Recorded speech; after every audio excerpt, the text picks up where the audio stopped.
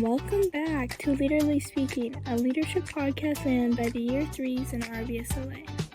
Today we are joined by Hallie, Kenzie, and Avery. We're going to share about all things mental health. Hi, my name is Chloe, and I go to W.H. Croxford. Hi, I'm Casey. I go to George McDougall. Hi, my name is Jenna. I go to W.G. Murdoch. Hi, my name is Maya. I go to Birchchurch High School. Hi, my name is Ashlyn and I go to Cochrane High. Hi, my name is Ariana and I go to Birchchurch High School. Hi, my name is Hallie, and I go to W.H. Croxford. Hi, my name is Kenzie and I go to Horseshoe Crossing. Hi, my name is Cameron and I go to Birchchurch. Hi, my name is Carly. I go to W.H. Croxford. Hi, my name is Avery and I go to W.H. Croxford. Welcome to Lead-erally Speaking! Welcome back to Lead-erally Speaking. We are your hosts today. I'm Avery. I'm Kenzie. I'm Hallie. And today we're talking about mental health and leadership. So our first question is about how we balance schoolwork and our leadership responsibilities with each other, because obviously those are our main activities. I feel like it's with coming with mental health, it's a very difficult topic, especially when you are that person that always you either always overthink or you're always you always have something to do, you just have the busiest schedule possible, and you're trying to find the way around it of well, so what comes, what do I do next, which one's more important, what do I have, what do I put first, and all this stuff, trying to figure out how to actually take on more, and realizing that you can do it. You just have to have the mental part of it. Mm-hmm. But with people who like me, I go into I'll study my butt off on a test, and then I'll go in and I'll be oh yeah, I got this. First question, yeah, I don't got this. Mm-hmm. Yeah, Because it's exhausting. Yeah. It's exhausting to be able to take pieces from all of the pieces of your life, working, school, friends, family, take all of that and prioritize it. And I take all of those things, and I have people that are how come you don't have time for me anymore? And I was I do have time for you, but my grades are more important. I have 3 tests this week. I have to work every evening. So it's definitely exhausting, not just doing all of the things in my life, but prioritizing what's more important to be done now versus what can be pushed till later. I think it's also a big personality switch. You go from locking in at school and head down studies to come into a leadership where it's kind of a standard that you're not necessarily extroverted, but that you're putting ideas forth, you're being more talkative. So it's definitely you have to mentally prepare to switch that on, switch on. So yeah. And it's just difficult, especially with being seniors in high school and trying to figure out, well, what's after school, or oh, I have 3 tests this week, which one do I study for first, or something like that it's always needing something to come first and not knowing which one to put first. And then you come to leadership and you're oh yeah, so rugby practice, we had a game yet tomorrow, but it got canceled, and it's just the most randomest topics, and you're just trying to have fun and enjoy it, and but also you're still getting your work done, and you're still it's definitely going between 2 different settings, instead of just always being that, oh, so what comes next, and then oh, here we talk about literally anything. Mm-hmm. Well, and being able to take breaks in between to transition is not really an option sometimes, because there are no breaks. You're going right from here to here to here to here, and without having those breaks, it's really hard to switch and be the person that you need to be at leadership versus the person that you need to be at school. Yeah. And I wouldn't really say that we have solutions to give people. It's more so just talking about it. If you can't make a certain commitment, communicating with your peers about it, asking for help. Solutions. Yeah.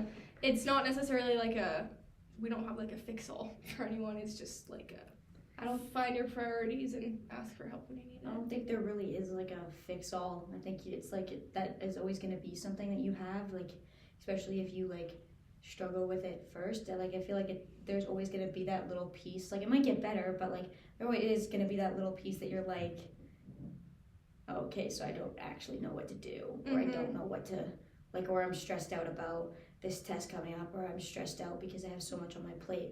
Like I feel like that's always just gonna be there, and there's never really gonna be oh yeah, there, your problem's kind of fixed, because it's a never-ending thing. It's a universal experience, and everybody experiences it, and it's kind of just something you have to figure out how you're going to navigate in your own life, because the way I navigate that and prioritize that doesn't always work for somebody else, because I would write a list and literally highlight which is most important.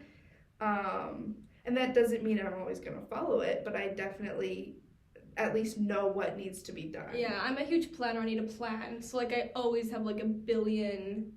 I find that I forget a lot of things because there's so much to do. Like, for example, today, me and Hallie go to the same school. We've got RBSLA today. We've got rugby practice right after, and then we have a huge unit exam tomorrow. I have 2, actually. So it's more so, like, get in the mindset, how are you going to balance? Well, it's how you're going to balance.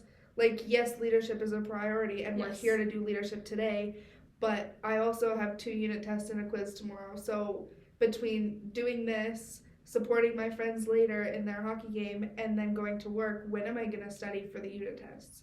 Is there something I'm going to have to push till later? Is there something that can be pushed till later?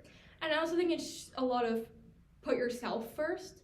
Like, if your friends aren't the most understanding about having to cancel, they're probably not the best people to be in your life. Like, if the response is not the best, then you should maybe look for people who are like, oh, I totally understand, life's busy, like, how can I help you, versus getting frustrated over it. Yeah, and I think that's also a big thing, is like when people start bringing up like, so why can't we hang out, or like, why is there no time for me anymore, or like, why are you ignoring me? It's like, I'm not really ignoring you, and I'm not trying to ignore you, but I'm like, there's also things that I have that I'm like busy with. Like, my mom left to work, and it's like, make lunches for your siblings, watch your siblings, clean the house, drive them to school, go to school yourself, rugby practice. Like, I have like so much that I'm like, it's not that I'm trying to ignore you, it's just I like cannot do anymore. Yep. Mentally feel like I don't have time to do it. Yeah. It's lots of us have jobs, which is definitely a different mindset, because like, you have to perform well in your jobs. You're constantly being evaluated and looked at. So, yeah, 100%. Well, and not only taking care of yourself, but you also feel like you have to take care of others, like siblings or friends or significant others or whatever. I often have people being like, hey, are we okay? Like, you haven't reached out in a while. I kind of got short answers when I reached out. And yes, we're fine, but I'm not fine. I'm exploding. Yes. But you wouldn't be able to tell from the outside, which is another big thing when it comes to mental health and burnout, is you can't always tell when somebody is at their wit's end and can't take on anymore. So you kind of just have to be understanding and not really know what everybody's going through all the time. yeah. The communication is definitely important. Like, you as a leader, you need to be able to communicate your limits and know that too. It's very crucial. Yeah, and like, communication isn't always like the easiest thing, depending on what you're struggling with and like what the actual problem is. And like, sometimes there's that feeling of like, I don't actually know what it is. Like, I get a lot of like really like moments where I like just start crying, and I'm like, and somebody will ask me, oh, well, what's wrong? Like, what's the problem? I'm like, Just everything. I honestly don't know. I'm like, I couldn't just point out one thing. I'm like, I just feel like there's so much, but I'm like, I feel like I don't have that, like, not saying that I don't, but like, maybe I don't have the best support system, and I'm like that person that I'm like, well, I feel like if I tell somebody, I'm gonna get judged for what I'm struggling with, and I don't want to share that. So then it comes with like, well, now I'm not gonna communicate with that, like that to anybody. I'm just gonna kind of sit there and like yell it in my room if I have to, sort of thing. So I'm like, I really don't, like, sometimes I don't even know what the problem is. It just floats over top of you, and then you're like so overwhelmed, and you're just there in the moment, and then it's just everything is going, and then you just can't crying, or you yell or you get mad at people, and it's like definitely like your body telling you like, okay, you need to take a minute, you need to slow down. Like you haven't processed these emotions and the stress that you're dealing with because you've been so busy everywhere else that you need to just stop and think and just chill out for a minute because you can't do it all at once. Mm-hmm. I strongly believe that you can really only focus on 3 things in a day. So whether that's friends or work or family or school or like whatever's most important, working out, it like other than scheduled things, like I can only prioritize so many things in a day. Mm-hmm. Yeah, I think just making sure that all the activities you are doing are things that bring you joy, or else it can be extremely draining and lead to burnout. And not doing things just to please other people, because Yes. if you have things that are more important, you have to do things for you first. Mm-hmm. yeah, it's a big thing. I always tell people, people ask me, they're like, what's wrong? I'm like, I mentally feel like I do not have the time. Mm-hmm. Like, I feel like I need to have more time in a day to actually do everything that I feel like I need to get done. And I'm like that person that's like, oh, if I have a to-do list, I'm getting everything done today. And then I'm like, I'm not okay, that person. so that doesn't work for me. And like, then I stress myself out because I didn't get everything done on my list. And it's just, like, it's always been like that mindset for me. But like, then I started switching, and it was like switching and being like, okay, well, maybe I can only get 3 things done today, and I can do the other things like another day.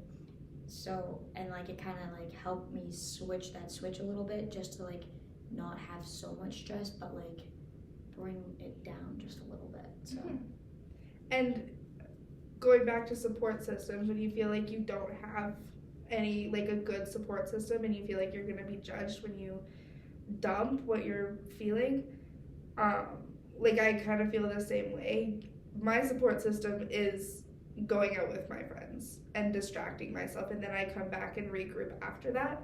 I'm also a very extroverted social person when it comes to that kind of stuff, so like hanging out with my friends and distracting myself is kind of my way of winding down, so I'm not overwhelmed with everything that I'm stressed out about. But that doesn't always work for everybody, and you kind of need somebody that you can Or just an outlet. be with. It could be a sport, Art, mm-hmm. anything, reading. a journal. But if you don't feel like you have any time, then kind of combining something that you have to do with something that can help you kind of relieve some of the stress also works. Like if rugby helps you guys like Mm-hmm. get all the emotions out, that's perfect because you're doing rugby anyway. Yeah, you get to just hit people. Yeah. yeah, love And it. get rewarded for it. So. Yeah. Okay, our next sort of topic was about imposter syndrome and feeling like you belong. So for those of you who don't know, RVSLA is an application process. You do get selected from your application to come in. And a lot of the time, you, at least for me personally, I think we were talking about this earlier, it's kind of a, why was I the one chosen? And Out kind of of all like the a, applications, and why me? and now it's like, now I have to prove myself that I do actually belong, which can put a lot of mental strain. It can be the same in sports. Me and Hallie are captain of our team, but I always think, like, why was I chosen as captain when there's so many other great players? Like, it's definitely a huge mental block that I think everyone goes through with everything. 100%. When I applied for this program, it was not to get in. And like I've done camps and stuff that I applied for just because I found it and thought it would be fun. But when I realized that there's only 30 of us that got accepted in year 1, and I was kind of the only person from my school that I knew at least in our year, I kind of just felt like I didn't belong here and that I had to fake it till I made it. And now it's better. I know the people better. We are more of a group of friends now than I think we've created we get along a relationship. really well. We have a great community here now. Yeah, but in year 1, when I didn't know anybody, I kind of just felt like I was just gonna sink down and disappear. And as much as like it's like the stereotype that leaders are like extroverted, like a lot of us are pretty quiet, and it's okay. Like being a leader does not mean being extroverted at all. But if you are that introverted person and you don't feel like you belong, you're kind of like, why am I here? Like I'm not comfortable sharing my ideas because what if they're not good enough? I'm not comfortable taking on this work because what if I don't do it right? What if I make mistakes? It's definitely a mental block for sure. And being a leader is not always about being the loudest person in the room. Mm-hmm. And that's really what I've learned from this program is it's not about being the loudest, because not everybody can be the loudest, especially when you're in a group of 20, 30 kids. If everybody was the loudest in the room, that would be terrible. It just doesn't work like that. And sometimes the quietest people make the strongest impact. There's always a job for someone. Like for the podcast, some people don't want to be in the videos. That's okay. We have people making the covers. We have people editing the videos. Maybe we'll make a song for the intro. We'll see about that. There's always a place to fit in. Yeah, I think like going back to like learning like you can't always be the loudest person in the room was a big thing. And I did a camp, like I went to a camp, it was called RILA. Oh yes. And there was this one activity that we had to do where you had to stand, you were in a circle, and then everybody moved their chairs to somewhere in the room, and you had to get back into the circle sitting beside the same person you were sitting beside, but you couldn't touch the ground. So you were using chairs, you were standing on chairs with each other, but there was the one time where could only have one person talking, and we couldn't like figure out who to have talking and who to explain it. So then there was that moment of like realizing you can't like always be the loudest person, but like then other people also realizing that it's like, oh, maybe I should do this because nobody else does. So then there was that moment of like, okay, well, this is my turn to be the loudest person in the room. And I literally yelled, and there's a photo of me standing there on this chair like yelling, saying, okay, here's what we have to do, like here's a plan. So it's like, but it's like out of all the people like there, this group of people decided to listen to me overall. And I was like, why? Because I was the loudest, or because I like looked like I knew what I was doing, or like you took initiative, and that's what was important. But it doesn't feel like that on the inside. No, the imposter syndrome is really. And I think all of us are seniors. Like, university application was very stressful. I got very lucky. I got accepted into one of the ones I applied to, but also I'm like, why was I one of the ones accepted into it when it's such a competitive program? Like, it's very difficult because then you have to work your hardest when you're there, but I also plan on continuing into university athletics, so it's also going to be definitely a balance. And I think that people need to take the time to realize that they did work for what they achieved. Like, applying for like, they wouldn't have just accepted anyone. Like, you should be proud of your accomplishments and you should celebrate them. Obviously, you can't walk around with like a big ego thinking you're better than everyone, but I think that you that's did part of work the for what you problem. have. I think that's part of the problem is we don't give ourselves credit for what we have done because we don't want to be that kid that has this big ego and thinks they're better than everybody else, because I don't want to be that person. But then I go and I do something and I'm successful at something and I wonder why I was successful, because all of these other people could have been better than me.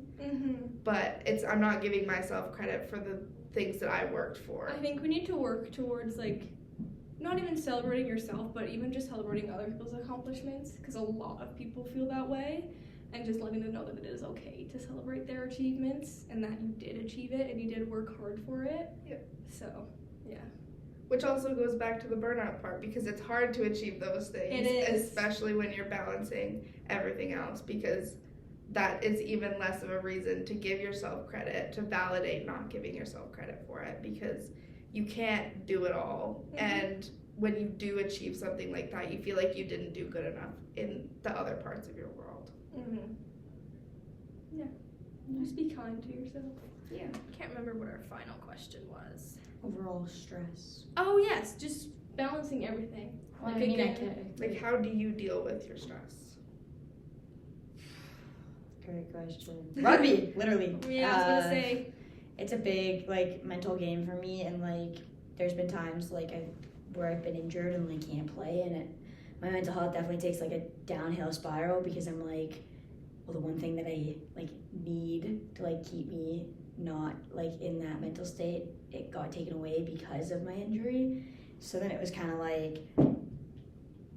what other way can I help, sort of ways. So then I'd still show up to practices, I'd still be there for games, and I'd just yell from the sidelines, which isn't the same as being out there and like actually hitting people and like actually being able to get like that emotions out, but it definitely helps a little bit with like releasing stress and everything. And then I like being in my room most of the time, lying in my bed.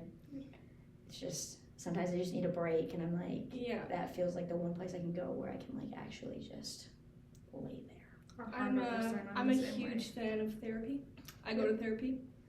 Therapy is not a weakness; it is a strength. I feel like got that's such a stigma. so because I've been to therapy too, and I have friends' kids that are struggling, like family friends' kids that are struggling, and we're telling them that this helps, but there's such a stigma around it that it's.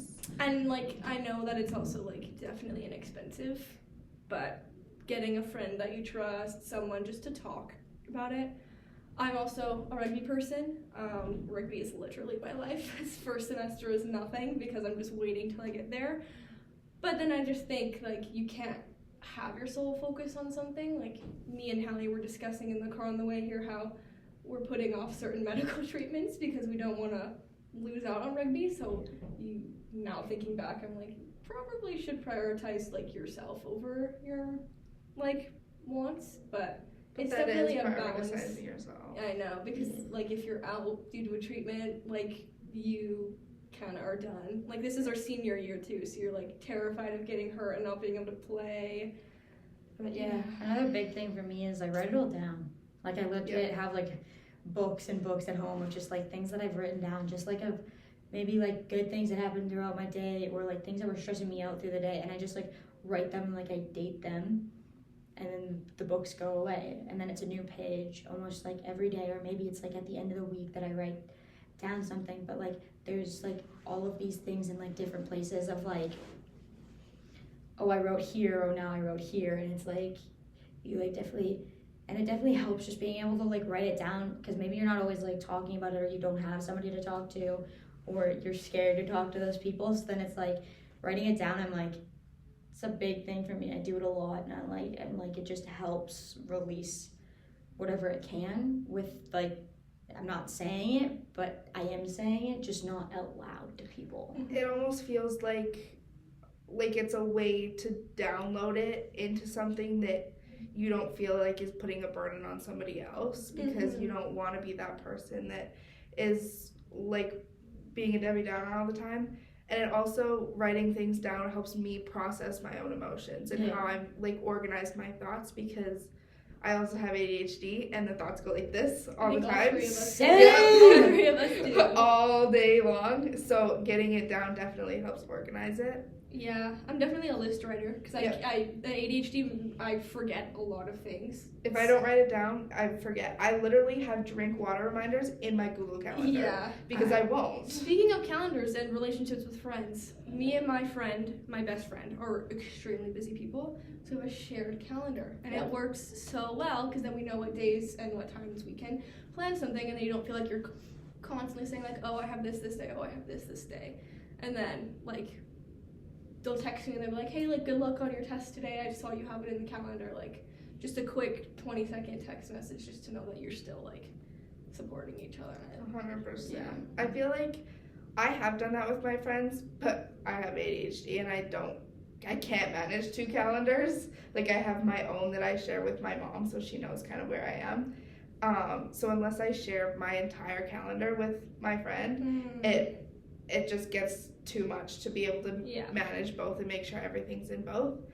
And it's gotten to the point where my boyfriend just tries to memorize my schedule, and I was like, I can't memorize my schedule. I was like, I have not done one thing in a day in years because I have to be doing things, which is terrible, but I have not done one single thing in a day in a very long time. So like, even thinking tomorrow, I don't know what I'm doing tomorrow. I know it's a lot, but I don't know what it is until I look at my phone. Yeah.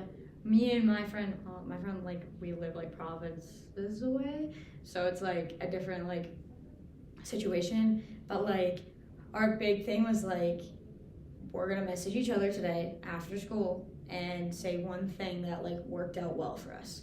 Just name one thing so that you can focus on that one thing that was good for you instead of focusing on all the negative things or all the things that you have to do tomorrow or all the things that you have to do right now, right at this moment. Like, it's just taking that time out of the day and realizing, like, okay, so maybe this is something I need to help me. It's definitely good. It can feel like you're drowning in, like, oh, just moving on to the next thing, but just taking a minute to realize you did do something today. Yeah. I do also have a long distance friend. She's not too far, but we don't ever see each other. And it was to the point where my parents literally thought she was fake because they had never met her until I had a bunch of people over for Halloween or something. And they were like, wow, this girl is actually real. But for us to plan, like, call me after school, never works. It has to be a, hey, what are you doing right now? Can I call? Mm-hmm. And then, like, and it doesn't really matter where I am. I can be on the phone with her whenever, as long as I don't need to be listening fully all the time. But there's been times where I've had an AirPod in while I'm babysitting or something because I can do two things at once, but it's definitely, like, there's some things that I have to plan and there's some things that I just can't plan. Mm-hmm. Yeah. Well, that is the end of our mental health podcast. Thank you guys for listening. My name is Chloe, and this is me signing off. I'm Casey, signing up.